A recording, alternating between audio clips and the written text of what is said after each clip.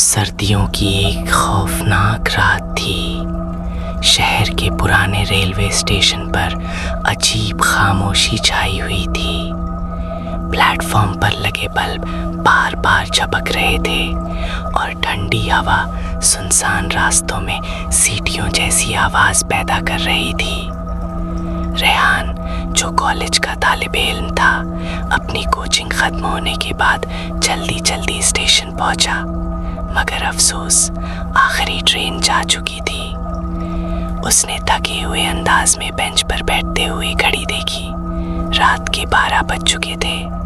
पूरा स्टेशन खाली था, ना कोई मुसाफिर, ना कोई दुकानदार। रेहान ने मोबाइल निकाला, मगर सिग्नल बहुत कम थे। उसने सोचा कि सुबह होने तक यहीं इंतज़ार करना पड़ेगा। अचानक दूर अंधेरे में एक जोरदार सीटी गूंजी। रेहान चौंक कर खड़ा हो गया। धुंध में से एक पुरानी ट्रेन आहिस्ता आहिस्ता प्लेटफॉर्म की तरफ बढ़ रही थी। उसकी लाइट्स मद्धम थीं और इंजन से अजीब खराश जैसी आवाज़ आ रही थी। ट्रेन आकर रुकी तो उसके दरवाजे खुद ब खुद खुल गए। रेहान ने हैरत से इधर उधर देखा, मगर कोई रेलवे मुलाजिम मौजूद नहीं था। उसने सोचा शायद ये कोई स्पेशल नाइट ट्रेन हो। वो जल्दी से अंदर चढ़ गया। अंदर दाखिल होते ही उसके जिस्म में सर्द लहर दौड़ गई। पूरा डब्बा खामोश था। तमाम मुसाफिर बिल्कुल साकित बैठे थे। उनके चेहरे सर्द और बेजान लग रहे थे। एक छोटी बच्ची खिड़की के पास बैठी थी। उसके हाथ में पुरानी गुड़िया थी और उसकी आंखें अजीब अंदाज में रेहान को घूर रही थीं।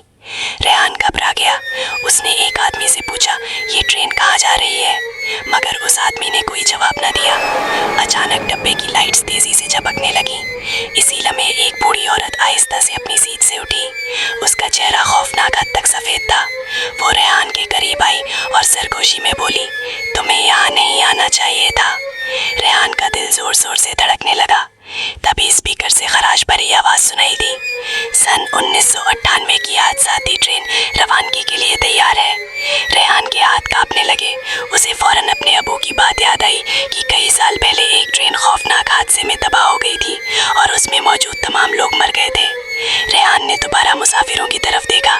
अब उनके चेहरे जख्मी थे। किसी की आंख गायब थी, किसी के कपड़ों पर खून लगा हुआ था।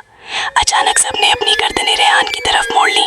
छोटी बच्ची खौफनाक आवाज़ में बोली, अब तुम भी हमारे साथ रहोगे। रेहान चीखता हुआ दरवाजे की तरफ भागा। उसने जल्दी ट्रेन का दरवाज़ा खोला और बाहर कूद गया। जब उसकी आंख खुली तो वो प्लेटफॉर्म पर पड़ा था। सुबह हो चुकी थी। स्टेशन मास्टर खौफजदा अंदाज में बोला, तुम खुशकिस्मत हो, क्योंकि जो उस मनहूस ट्रेन में बैठता है कभी वापस नहीं आता।